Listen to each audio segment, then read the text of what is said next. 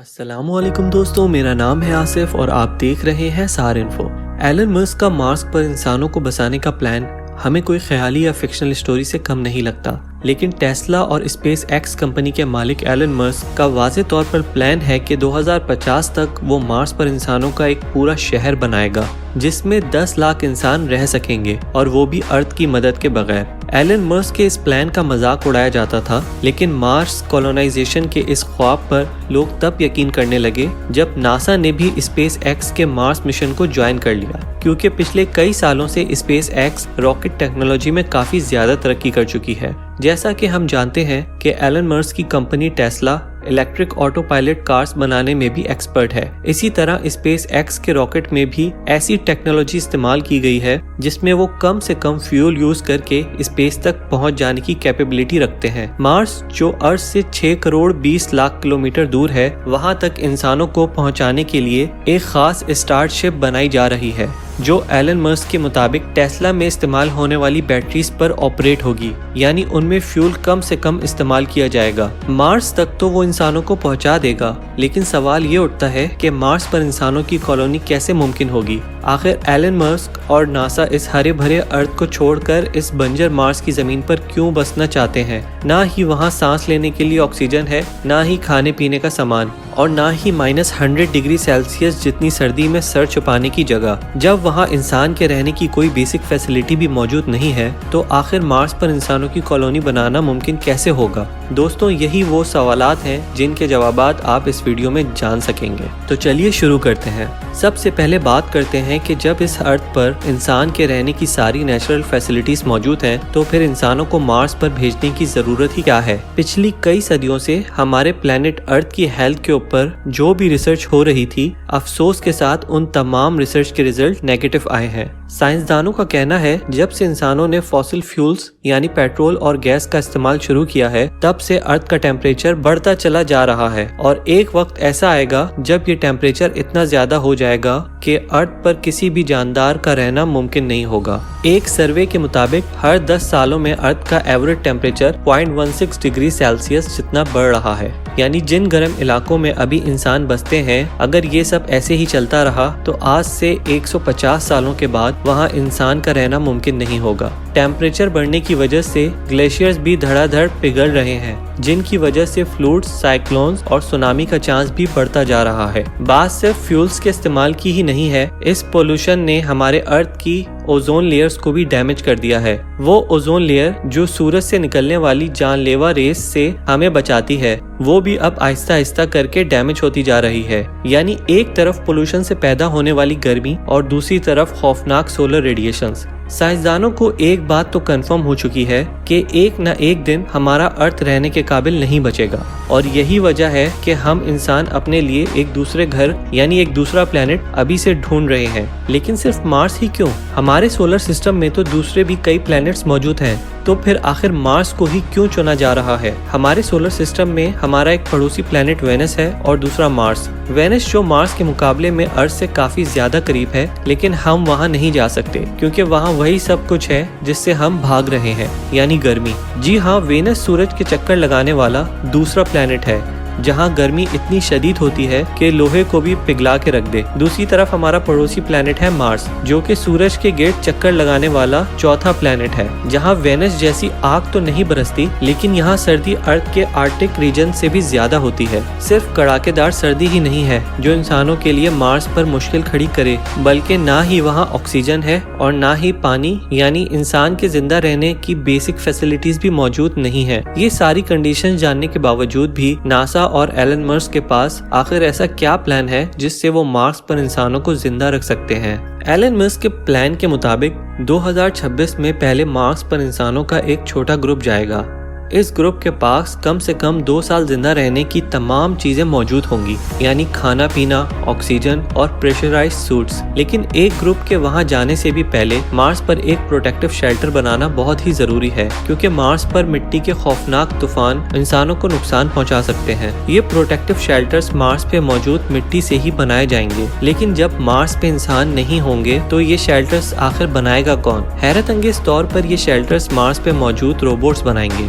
Artificial intelligence robot को इंसानों से पहले मार्स पर भेजा जाएगा। ये एक खास किस्म के रोबोट्स होंगे जो वैसे तो अलग अलग हिस्सों में काम कर सकेंगे, लेकिन जरूरत पड़ने पर वो आपस में जुड़ भी सकेंगे। ये रोबोट्स इंसानों के काम करने से काफी ज्यादा फास्ट काम कर सकेंगे। इसमें कैमरा, सेंसर, मिट्टी खोदने के लिए एक्सकेवेटर और 3D प्रिंटर यूनिट्स भी लगे होंगे। सोलर एनर्जी से चलने वाले ये रोबोट्स पहले तो सेंसर की मदद से एक खास किस्म की मिट्टी ढूंढेंगे। जिस जगह पर वो खास मिट्टी ज्यादा पाएंगे वहीं वो अपना बेस यूनिट कायम कर लेंगे। इन रोबोट्स में से जिसका काम डिगिंग का होगा वो उस जगह को खोदकर मिट्टी को कलेक्ट करेगा और फिर छोटे छोटे रोबोट्स ये मिट्टी रिफाइनिंग यूनिट तक लेकर जाएंगे। रिफाइनिंग के बाद ये मिट्टी 3D प्रिंटर यूनिट तक पहुंचाई जाएगी जो एक एक लेयर करके 3D प्रिंट करते जाएंगे। कई महीनों तक ये काम ऐसे ही चलता रहेगा, जिसको अर्थ से बैठकर भी मॉनिटर किया जा सकेगा। शेल्टर कंप्लीट होने के बाद स्टार्ट होगा रोबोट्स का दूसरा फेज। अब मार्स पर पहली बार इंसानों का एक ग्रुप लैंड करेगा। क्योंकि इंसान यहाँ पहली बार लैंड करेंगे,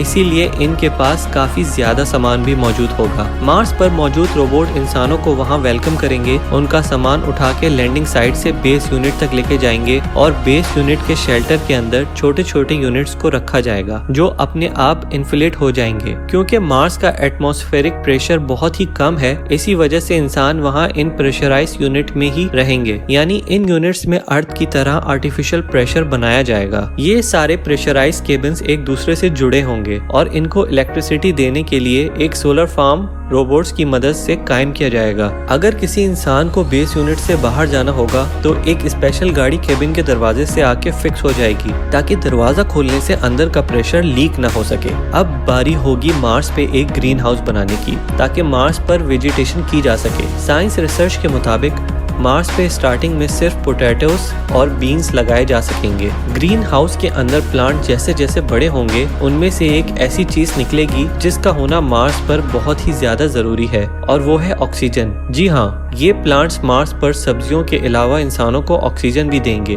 लेकिन ये ऑक्सीजन इतना ज्यादा नहीं होगा, इसलिए जल्द से जल्द मार्स पर ऑक्सीजन बनाने का भी बंदोबस्त किया जाएगा। हैरत अंगेज तौर पर ये एक्सपेरिमेंट मार्स रोवर पहले ही कर चुका है। एक स्पेशल डिवाइस जो सोलर एनर्जी के जरिए ऑपरेट होगी वो मार्स के एटमॉस्फेयर से कार्बन डाइऑक्साइड को लेकर उसमें से हीट और इलेक्ट्रिक करंट पास करेगी, जिससे ऑक्सीजन कार्बन डाइऑक्साइड से अलग हो जाएगा और उस ऑक्सीजन को कलेक्ट कर लिया जाएगा। यानी अब इंसानों की एक छोटी टीम वहाँ ऑक्सीजन भी बना सकेगी। खाने के लिए उनके पास सिर्फ 2 डिशेस ही सही पर खाना मौजूद होगा और मार्स की जमीन के नीचे फ्रोजन वाटर मार्स पे मौजूद रोवर पहले ही ढूंढ चुका है, तो उस बर्फ को पिघलाकर पानी भी बनाया जाएगा। 100 बातों की एक बात, मार्स पर भेजे गए इंसान अब बगैर अर्थ की मदद के जिंदा भी रह सकेंगे और वक्त पड़ने पर वापस अर्थ की तरफ रवाना भी हो सकेंगे। लेकिन क्या ये सब ऐसे ही चलता रहेगा? क्या मार्स पे जाने वाले लोग कभी भी अपने केबिन से बाहर नहीं निकलेंगे? अगर मार्स पे जाकर भी ऐसी ही जिंदगी गुजारनी है तो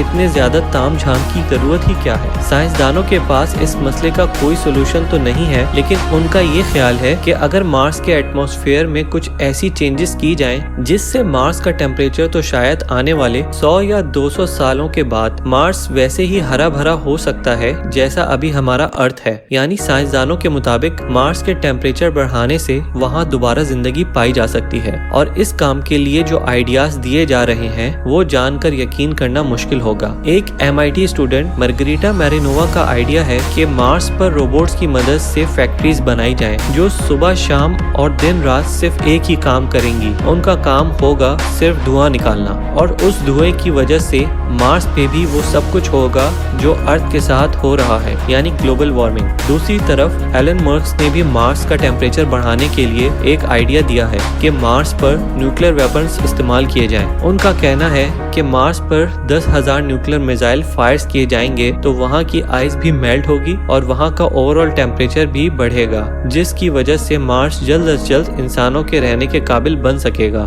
दोस्तों, एलन मस्क और नासा का अभी तक का प्लान यही है कि 2026 में इंसानों का एक छोटा ग्रुप वहां जाकर मुख्तलिफ एक्सपेरिमेंट करेगा और फिर हर 2 साल के बाद جب ارتھ اور مارس ایک دوسرے کے قریب آ جاتے ہیں تب وہاں مزید لوگ بھیجیں گے۔ 2050 تک مارس پر 10 لاکھ لوگ ایسے ہی پریشرائز کیبنز میں رہیں گے اور ساتھ ساتھ مارس کا ٹیمپریچر بڑھانے کے لیے بھی کوششیں کی جائیں گی۔ ان کا خیال ہے کہ 100 یا 200 سالوں کے بعد وہ مارس کو بھی ارتھ جیسا پلینٹس بنانے میں کامیاب ہو جائیں گے۔ تو دوستوں آج کے لیے بس اتنا ہی۔ اگر یہ ویڈیو آپ کو پسند آئی ہو تو لائک اینڈ شیئر کریں تاکہ میں آپ کے لیے اسی طرح کے اور بھی انٹرسٹنگ ویڈیوز لا سکوں۔ اور اگر آپ نے ہمارا چینل ابھی تک سبسکرائب نہیں کیا تو ابھی کر لیں اور بیل کا آئیکن بھی دبانا نہ بھولیں تاکہ آپ کو ہمارے لیٹسٹ ویڈیوز فوراً مل سکے۔